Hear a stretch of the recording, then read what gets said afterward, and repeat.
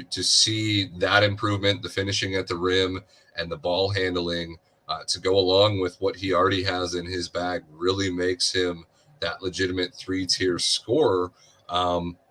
That's scary to trade just because on a team that doesn't have shooting and a team that might, move on from DeMar or Vooch, you are going to need that scoring punch from somewhere.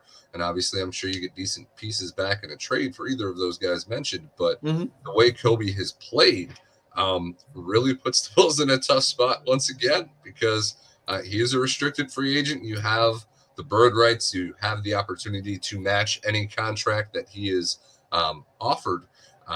So unless you're getting something that's valuable, we saw a Shy Sports fan mention Gary Trent Jr. That would obviously be a trade that would be favorable.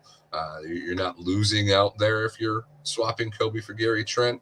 But without a deal like that where you improve the team now and going forward, I really don't see the benefit in trading Coby for like a late 20s first. I don't know that you get the talent there like we see with Terry. Maybe like solely to recoup on the picks that you don't have, and that would be more of like a pride thing, right? Like at least I have a pick now this round. You know what I'm saying? This year, because like it's not, we don't have it. Like, I mean, that'd be the only thing I could really think of. But I agree with you, and I agree with Chai Sports fan in the comments here where he said he's not getting extended. I think that's why I trade him. Kind of reminds me of the Lowry situation. I obviously it does. It makes a lot of sense. He didn't get extended. Lowry and the Bulls couldn't reach a deal. They traded Lowry eventually in a sign and trade deal, but taking the risk of losing someone for nothing is always something that's very frustrating.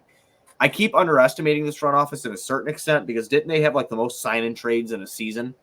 Like in an off season? Yeah, no, in terms of creativity and just actually knowing how the league works in terms of the rules and what you can and can't do to make sure that you recoup picks and things, because unlike the MLB and the NFL and the NHL, you really don't have like those comp picks that you get for certain things happening in trades, and you don't get an abundance of picks. There's 2 rounds, and if you trade the shit, you just don't have it. And you just don't have it. And as we've touched on, the Bulls lost their second this year because of the Alonzo tampering debacle, and then between the DeMar DeRozan trade and the Lowry trades, we've lost seconds for the foreseeable future.